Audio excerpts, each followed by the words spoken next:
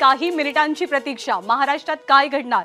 Exit पोलनुसार महाराष्ट्रामध्ये सत्ता कुणाची स्थापन होणार याचे आकडे आपल्या समोर येणार आहेत. त्याआधी आपण दक्षिण भारतात काय होणार आहे आणि ईशान्य भारतामध्ये एनडीएला किती साथ मिळणार, इंडिया आघाडीला किती साथ मिळणार याचे आकडे जाणून घेतले. मी एकदम छोट्याशा कमेंटसाठी सरिता मॅडमकडे जाते. सरिता मॅडम, ईशान्य भारतात असं दिसतंय की एनडीए सोबत ईशान्य भारतातले मतदारसंघ असल्याचं चित्र आहे. अगदी छोटीशी कमेंट. यामध्ये सगळ्यात महत्त्वाचा भाग हा आहे की एनडीए च्या पाठीमागचा किंगमेकर कोण आहे. तर एनडीएचा किंगमेकर, भाजपाचा किंगमेकर हा ईशान्य भारतात संघ परिवार आहे. असंख्य वर्षांपासून संघाचं तिथं काम रुजलेलं आहे आणि त्याचा फायदा भाजपाला होतोय.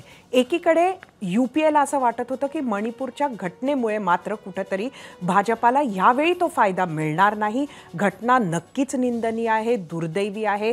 सरकारचं ज्या पद्धतीचा रिस्पॉन्स अपेक्षित होता तोही मिळालेला नाही. मात्र असं असताना सुद्धा एका घटनेच्या आजूबाजूलाच फक्त निवडणूक फिरते असं नसल्या कारणानं इतर मुद्दे, वर्षांचं काम हे सगळं या निवडणुकीच्या आकड्यांमधनं दिसतंय.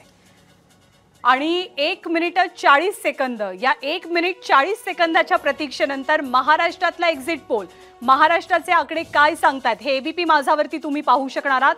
48 मतदारसंघांपैकी महायुतीला किती जागा मिळणार, महाविकास आघाडी कुठे कुठे बाजी मारणार, कुणाचे डावपेच यशस्वी होणार तर कुणाचा भ्रमनिरास होणार. केवळ 1 मिनिट 30 सेकंदांची प्रतीक्षा. आम्ही तुम्हाला भेटणार आहोत महाराष्ट्रातल्या एक्झिट पोलच्या आकड्यांसोबत. एबीपी माझा, उघडा डोळे बघा नीट.